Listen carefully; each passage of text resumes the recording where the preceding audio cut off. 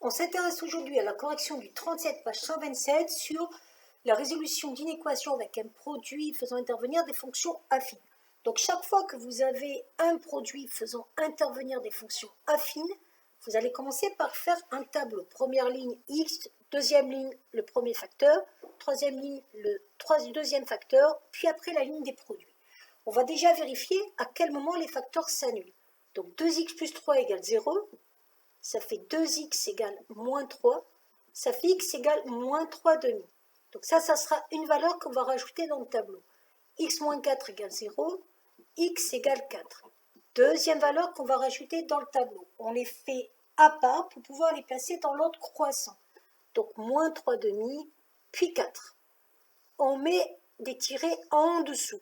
Moins 3 demi, c'est la valeur qui annulait 2x plus 3, donc je vais mettre un 0 ici. 4, c'était la valeur qui annulait x moins 4, 0 ici. Et après, on met un 0 puisqu'on multiplie par 0. Ensuite, on va regarder 2x plus 3, le coefficient directeur, c'est 2. Donc, c'est une fonction croissante qui va passer du moins jusqu'au 0 et du plus. 1x, le coefficient directeur, c'est 1. C'est une fonction croissante qui va passer du moins jusqu'au 0, puis un plus. Moins par moins, plus par moins, moins, plus par plus, plus. On vous demande après de résoudre à quel moment ce produit est inférieur à 0. Inférieur à 0, on est ici. On est donc dans l'intervalle moins 3 demi, 4 ouvert. Pourquoi ouvert? Parce qu'on a un strictement inférieur ici. Pour le deuxième exemple, c'est la même chose. On va d'abord chercher les valeurs qui annulent les facteurs. Moins 3x plus 6 égale 0. Ça fait 6 égale 3x. 6 sur 3 égale x. Donc, x égale 2. Première valeur dans le tableau. Deuxième valeur, x moins 2 égale 0. X égale 2. Et là, vous vous rendez compte que c'est la même valeur pour les deux. Donc, on va mettre 2 ici.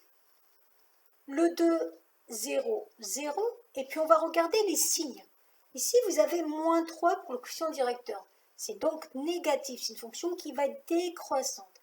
Elle va passer du plus au moins. X moins 2, le quotient directeur, c'est 1.